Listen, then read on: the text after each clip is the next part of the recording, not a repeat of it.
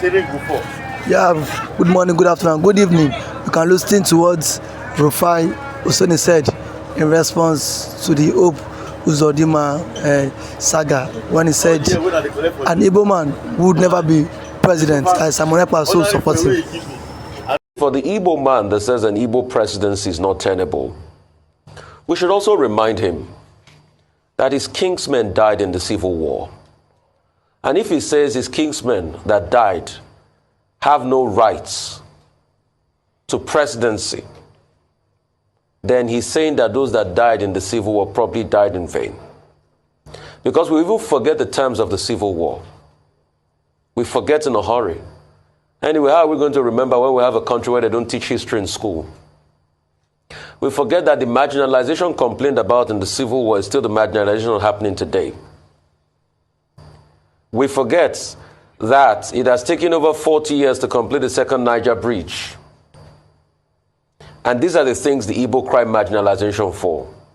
We forget that rail has been done in some other parts of the country, but no rail has been done in Igbo land. We forget that the Igbo people still complain of a debt of federal infrastructure. So if these people are complaining and they say Igbo presidency is the pathway for reassurance, and an Igbo man says nothing for you, that you have to make peace with Nigeria, then it speaks volumes of what the person said and who the person is. But you should remember that it is righteousness that exalts a nation. And Patriarchs be careful with the things they say to their own people just because of political benefits. Good morning, good afternoon, and good evening. Depending on whenever you are watching us from, is another channel Politics on the Street. You can subscribe to our YouTube channel, like our videos, share, comment for more political discourse. You can subscribe to our YouTube channel, like our videos, share, comment for more political discourse. Yesterday, the Arise TV presenter, Rufia Oseni, has blasted Hope Uzodima when Hope Uzodima said that Igbo presidency is not tenable. And now, Rufia Oseni has said that why would Hope Uzodima sell these people out just because of a political interest? How can you come up with that? That tells you the kind of report that followed up and the kind of reaction that followed up. Let me use this opportunity to say a big thank you to Rufia Oseni, a man that I enjoyed listening to, a man whom I see hope in when you talk of journalism in the way it's supposed to be, a man who believed in leadership, not in personality or ethnicity, a man who saw hope and recognized hope, a man who saw vision and recognized vision, a man who saw leadership and recognized leadership.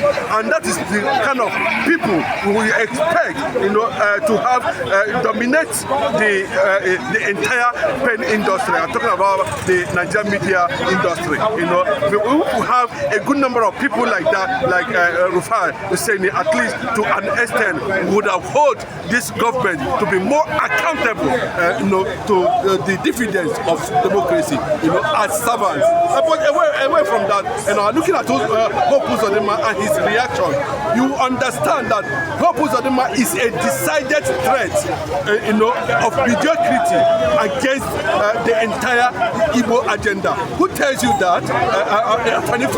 Does he know more than Afenifere? Does he know more than the Northern Elder Forum? Does he know more than Obasanjo? Does he know more than Erufai?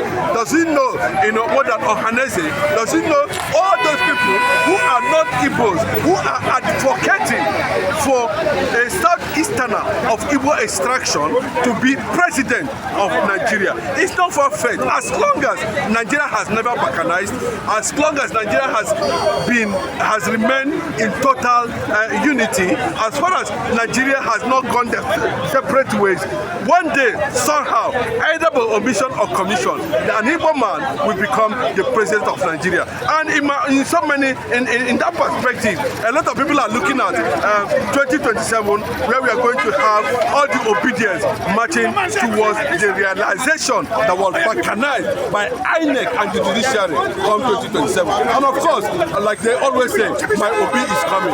My OB is coming. My OB is coming 2027. So what Uzodima is saying at this point in time is quite irrelevant and does not cannot be digested by any meaning Igbo, talk less of Nigerians of different tribes. So the fact still remains that Uzodima is a man of questionable character.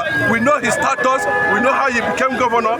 This is a man who came out and told the whole world that one leg Abba Kyari made him president, governor of Imo State. And since that time till now, Imo State has never been able to breathe a fresh air of dividends of democracy.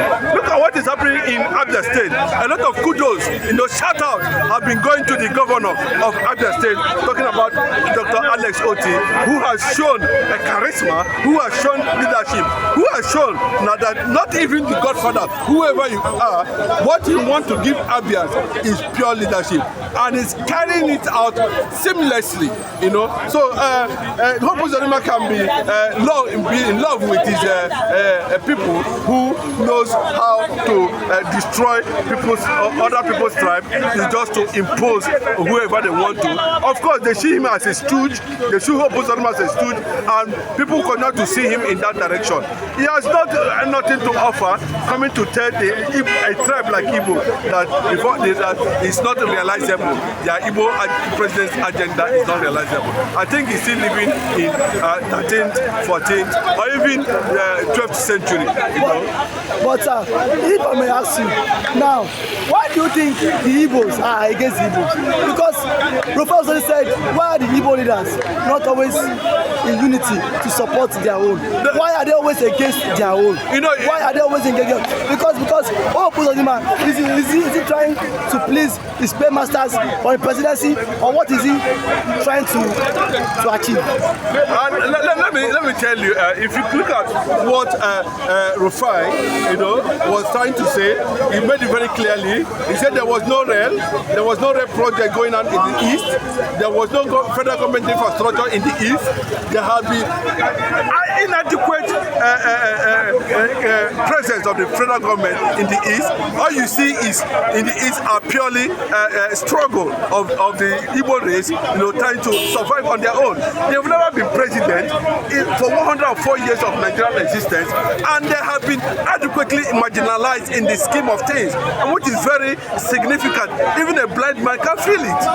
And Uzodima is questioning the rationale behind that kind of statement coming from a governor of a state from the region. So it's quite surprising, and it tells you that actually, Uzodima is not only working, he's not working for the interest and development of the eastern Nigeria. He is just working for the conquest agenda.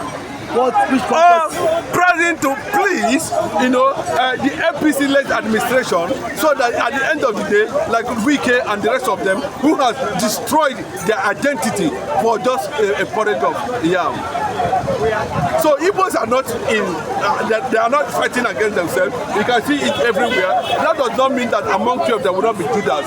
There will always be Judas among 12. But what the fact still remains, that at the end of the day, the light shall shine over the darkness. But who is Rufia Oseni? Why is it that every attack on Peter Obi, Rufia is always quick to respond? In journalism, you also need to be neutral. No. But why is Rufia always coming out like eating out of people? Let me tell you, if you understand what journalism is all about, when a journalist like Rufia put the likes of Peter Obi, Atiku Abubakar, and of course Tinubu on the scale. Remove tribalism, bigotry, whatever put them on the same scale and look at them very well, deeply, and begin to feast on these personalities, their characters, their prowess, their antecedents, what they got to offer. Who among these three do you think that has leadership qualities.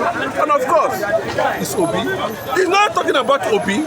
What Rufai is talking about is how good leadership, good governance, accountability, transparency, advancement, infrastructure development, economic status, identity. And you see all these things, positive things mentioned, or built or built in Obi. So if you are a journalist, won't you be able to look at that direction and say something is missing somewhere and we need to get it right? It's not a matter about tribe, it's not about Northerners, it's not about Nigeria, it's about leadership. And that is why most times, he cares to take a position not for Obi but for leadership. He's campaigning for leadership, not for Obi. So you must understand the position, of Rufai when they come to issues that have to do with leadership and how it can be linked to the personality of Peter Obi. But if I may ask, where does Uzodima hail from? Is he an Igbo man? Because when you have said this statement, some persons are saying he does not hail from Igbo extraction. Okay, let me tell you the gospel truth. Anywhere above belly face, it's like that in most people's life. Uzodima is a full-blooded Igbo man. So why is he against Igbo? He's not against Igbos. He cannot be against Igbos. What Uzodima is doing is that he is being used, and remember that usage has a time limit. When that time expires, he goes. Unfortunately, that agenda of which Uzodima was planted in the Imo State, in Eastern region, has failed. He cannot be able to achieve it because people are watching, unless they want to play or dare his own, nature, and that would be difficult for Uzodima to do that. Okay. He can say anything to please the government in power. He can say anything to please those who have put food on his table. He can say go ahead and say any manner of things, because of political interest. But the reality is on ground, is that as at the last check, Igbo man can be, if not now, the president of this country. As simple as that. Okay, Igbo man can be the president of this country. Thank you. You can subscribe to our YouTube channel, like our videos, share, comment for more political discourse. Thank you.